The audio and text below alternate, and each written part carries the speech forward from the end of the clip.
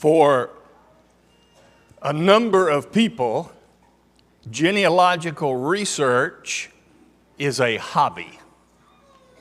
They spend a lot of time going through all kinds of records and discovering, finding, connecting people and creating these massive family trees. Well, I appreciate someone here who did that for me. I'm not going to tell you who it is because then everybody will run over there, maybe. But here's the point. I appreciate it. It looks really neat to think about what your past was and all the people that are connected there, and it just is fascinating. This statistic appeared with Ancestry.com, and I'm sure there are other sites that have data, but this particular site claims that they do over 1 billion data searches every month. It sounds like to me that there are a lot of people who are trying to figure out who they are. I remember as a high school student, one of our elders had 4 daughters. And one day we get the news that one of the daughters had gone to South America, to the tip of South America. And she was going to spend ever how long it took to hike from the southernmost tip to the northern part of South America. Now, that seems like a very interesting thing. If you're into hiking, no one would say, well, that doesn't make any sense. That probably is good for people who hike. But here's what she said. I'm going to do this to find myself. To find myself. Today, are you trying to figure out who you are? Are you trying to find yourself? It seems like a lot of people are. There are a lot of people who are confused. There are a lot of people who are depressed. There are so many people who just can't seem to find their way. One of the 7 wonders of the world that I want to consider today, I wonder, who am I? Now, on the one hand, that might seem a strange question because you are who you are. Think with me what the psalmist said in this psalm, Psalm 8. In verses 1 and 2 and in verse 9, the psalmist said that God is glorious. And everything about Him is glorious. He has an excellent name, verse 1. His glory can be seen in all of the heavens. God is glorious. That's who He is. He says in verse 3, God's work is also glorious. God is glorious Himself. His work is glorious. He says you can look into the heavens and you can see it. Look what He did. He made everything that He is, and it is glorious. And He says He proclaims His glory. He finds it being proclaimed out of the mouths of children who are able to acknowledge that, yes, I believe in God. It is children who have a natural affinity for God and knowing who God is.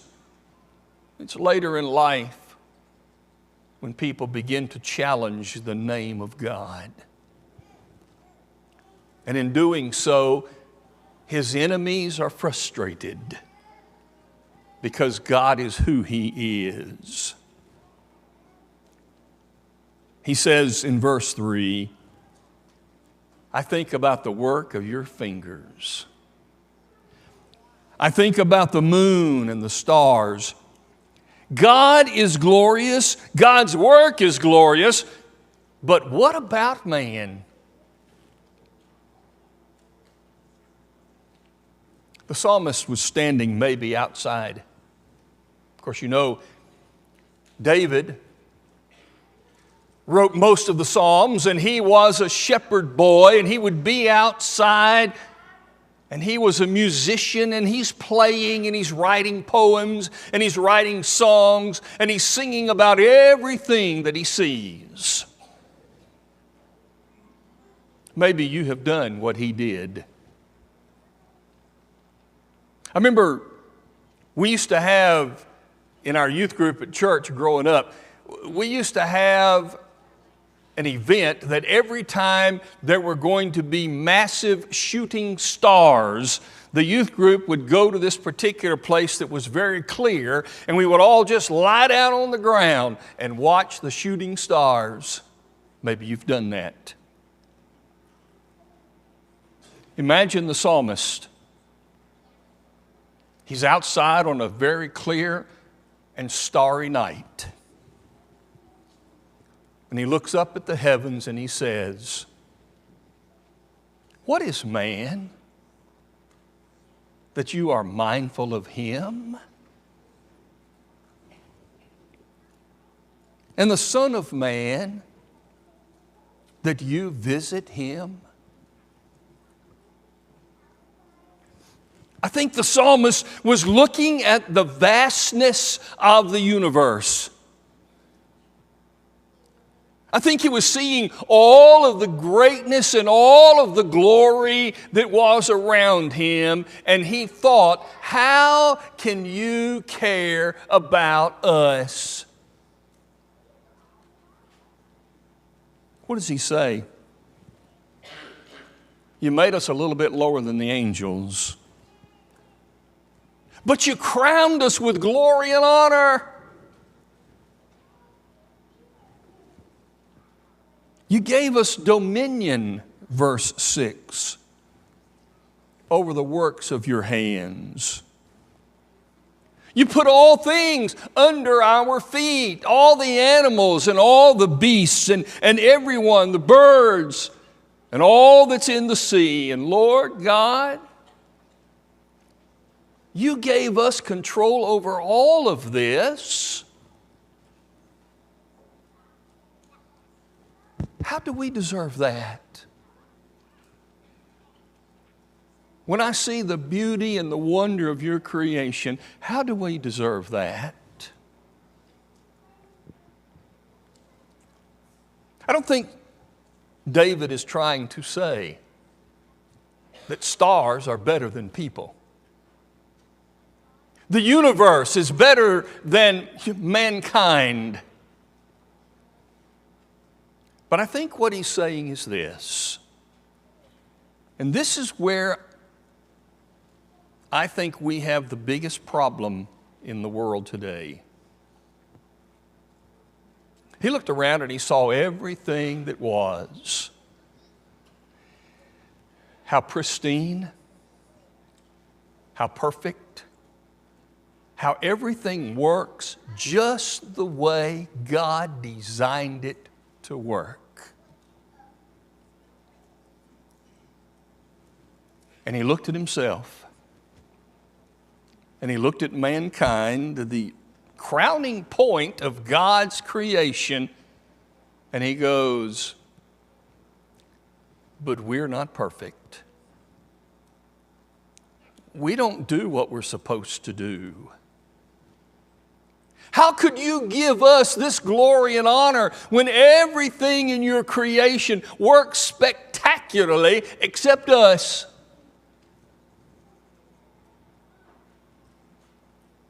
So David would say,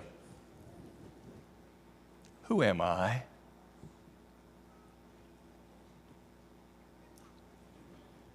It really is sad to encounter people who have a real problem with who they are. It's really sad to have to deal with people who cannot appreciate themselves, who cannot say, "This is me."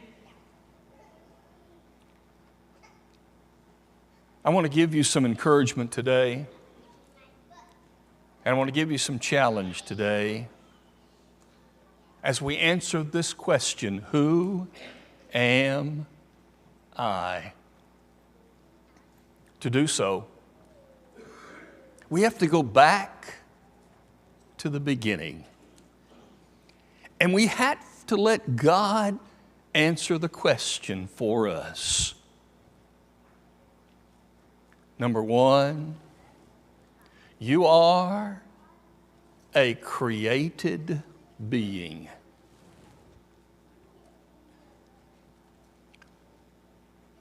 And God said, "Let us make man in our image, and after our likeness."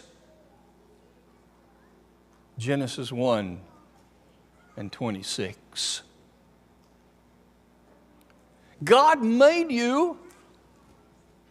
God made me. How much glory and honor does that give you and us? Would you rather know that you are the product of the creation of the God of the universe? Or would you rather believe that you are an accident of millions of years of coincidences and accidents? In fact, on your family tree, literally, they say, are monkeys and other beasts that over time have evolved to become you. What have we done in our country and around the world teaching children that kind of garbage? We've taught children that they are not valuable. They're not special. They're no different than the slime that they can find on the ground. Because after all, that's where you started. And then we wonder, why is it that these children can't figure out who they are? Why is it they have a problem with themselves?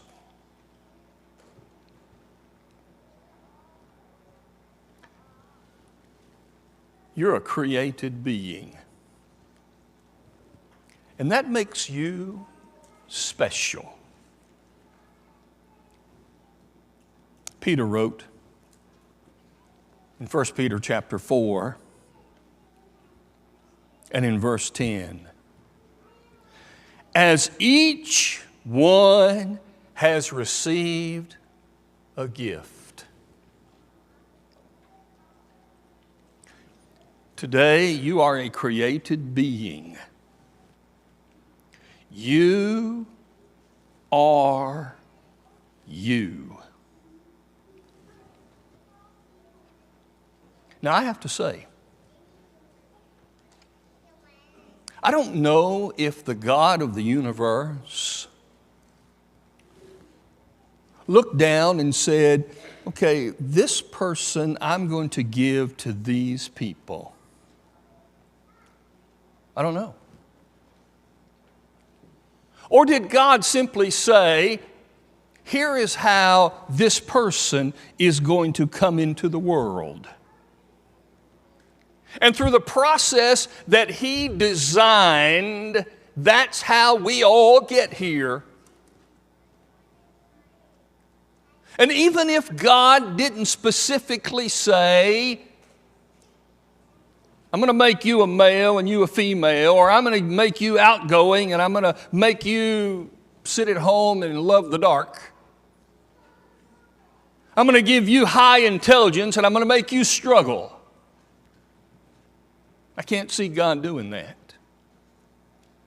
But what I can see is that God made a process. And by that process, you and I all have come to be. And because of that process, you are special. Sure, animals come through that basic process too, but not to one of them did God breathe the breath of life. The writer of Ecclesiastes in chapter 12 and in verse 8 declares that when this life is over, the spirit returns to God who gave it. You are special because God gave you His Spirit. You are you. And you should say, as the psalmist said, "How excellent, O Lord, is your name in all the earth." Number two, you are a conscious being. When God made Adam and Eve, He looked at them and He said, "Be this way."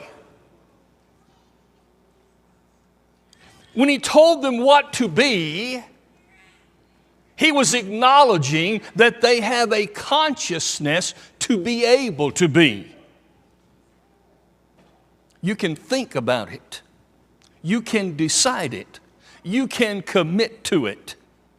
Because God made you and you have the consciousness to be you.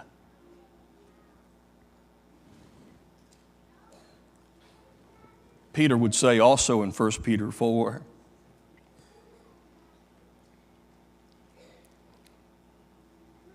"As good stewards of the manifold grace of God, if you speak, speak like God. If you minister, do it with God's command." Be who you are. Go be you.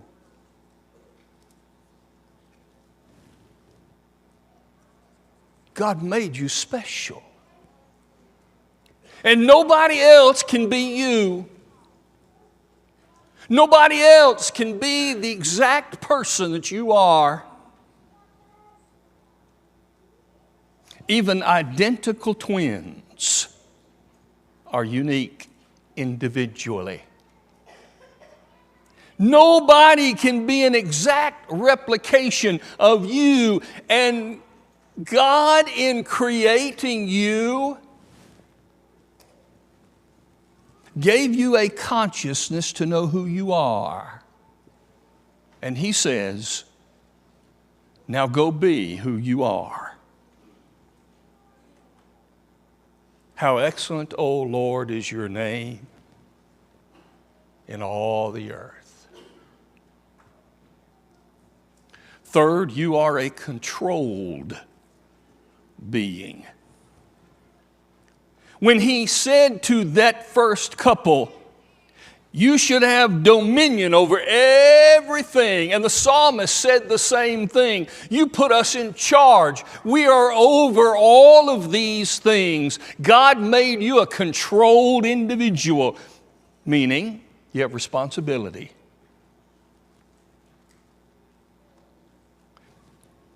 If you accept that you are God's creation by choice, not an accident of millions of years, if you believe that you know who you are, you have a consciousness to recognize from God how He made you, then He expects you to take responsibility for who He made you to be. Peter would declare, in this way we glorify God.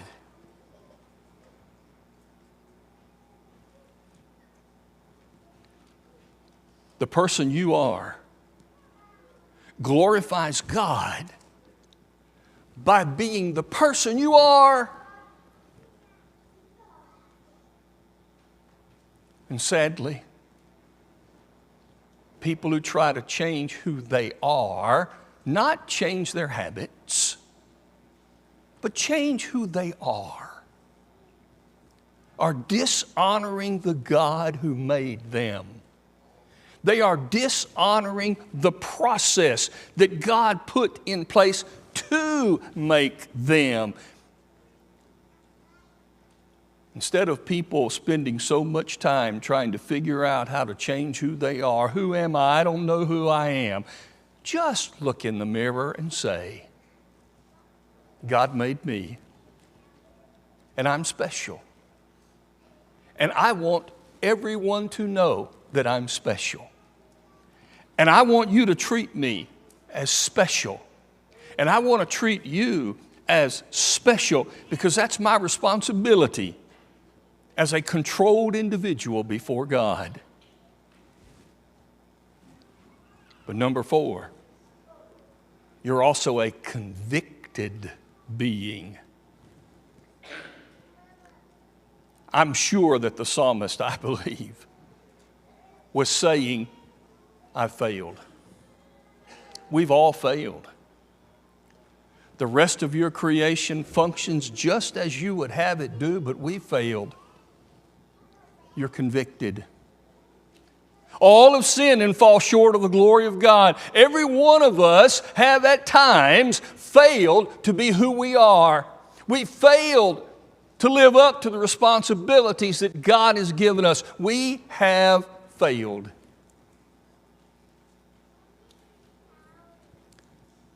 But God, right at the beginning, when they failed, planted a seed, the seed promise. And in that seed, one day would spring forth hope for all mankind. If you're struggling with who you are, if you're having a problem dealing with the person that God made you, turn to Jesus as the hope for your life, to help make you appreciative of who you are, glad to serve the Lord where you are. Look for opportunities to be who you are, because that's what God wants for you to be special. You are created by God, conscious of who you are, controlled in your creation by the God who made you, and convicted that sometimes you mess up, but God provides the hope today.